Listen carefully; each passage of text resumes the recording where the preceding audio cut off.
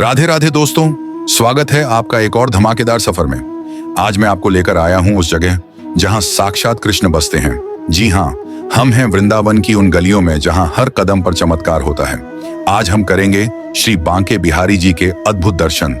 तो चलिए मेरे साथ इस भक्ति की लहर में खो जाइए। मंदिर के पास की दुकानें, फूलों की टोकरियां और भक्तों का उत्साह। जैसे जैसे हम मंदिर के करीब पहुंच रहे हैं, भीड़ और भक्ति दोनों बढ़ती जा रही है। यहाँ की गलियों में जो खुशबू है, कचौरियों की, इत्र की और ताजे फूलों की, वो आपको मंत्रमुग्ध कर देगी। और हाँ, यहाँ के बंदरों से अपना चश्मा और फोन जरा संभाल कर रखिए। आज मैं आपको लेकर आया हूँ ब्रज की उस पावन नगरी में, जहाँ की हवाओं में भी कृष्ण का नाम बहता है। हम जा रहे हैं वृंदावन के राजा श्री बांके बिहारी जी के दर्शन करने। चलिए इस दिव्य यात्रा का अनुभव साथ में करते हैं। इस मंदिर का इतिहास 16वीं शताब्दी से जुड़ा है।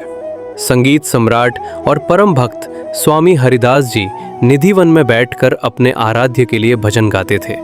उनकी मधुर तान सुनकर स्वयं राधा कृष्ण उनके सामने प्रकट हो गए।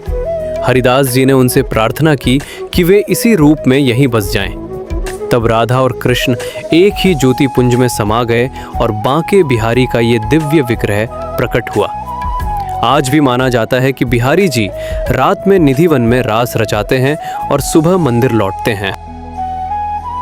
बांके बिहारी मंदिर की सबसे बड़ी खासियत है यहाँ का पर्दा। आपने देखा होगा कि हर 2 मिनट में पुजारी जी मूर्ति के आगे पर्दा खींच देते हैं।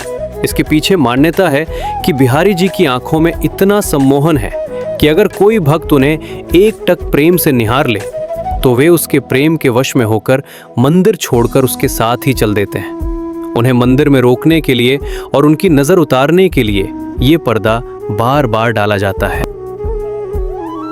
यहाँ की सेवा एक राजा की तरह नहीं, बल्कि एक छोटे बालक की तरह की जाती है।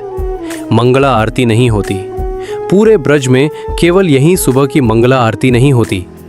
माना जाता है कि ठाकुर जी रात भर रास रचाकर थक जाते हैं, इसलिए उन्हें सुबह जल्दी नहीं जगाया जाता। घंटी शंख की पाबंदी। मंदिर में शोर नहीं किया जाता, ना ही घंटियां बजाई जाती हैं, ताकि ठाकुर जी की नींद में बाधा ना आए। चरण दर्शन। साल में केवल एक बार अक्षय तृतीया के दिन ही बिहारी जी के चरणों के दर्शन होते हैं, वरना वे हमेशा ढके रहते हैं। होली हो या जन्माष्टमी, बांके बिहारी में हर त्योहार का रंग निराला होता है। होली पर यहाँ रंगों की नहीं बल्कि कृपा की बारिश होती है। सावन के महीने में हिंडोला उत्सव, झूला उत्सव के दौरान ठाकुर जी सोने चांदी के झूले पर विराजमान होते हैं, जिसे देखना किसी स्वर्ग के सुख से कम नहीं है। बांके बिहारी के दरबार में अमीर गरीब का भेद मिट जाता है। यहाँ सिर्फ भाव की प्रधानता है। अगर आप भी उस परम शांति और प्रेम का अनुभव करना चाहते हैं तो एक बार इन गलियों में आकर देखिए। बिहारी जी की एक मुस्कान आपकी जिंदगी की सारी चिंताओं को हर लेगी।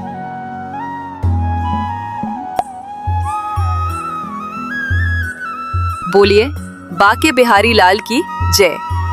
अगर आपको यह जानकारी पसंद आई हो तो इस वीडियो को शेयर करें और कमेंट में राधे राधे लिखकर अपनी हाजिरी लगाएं।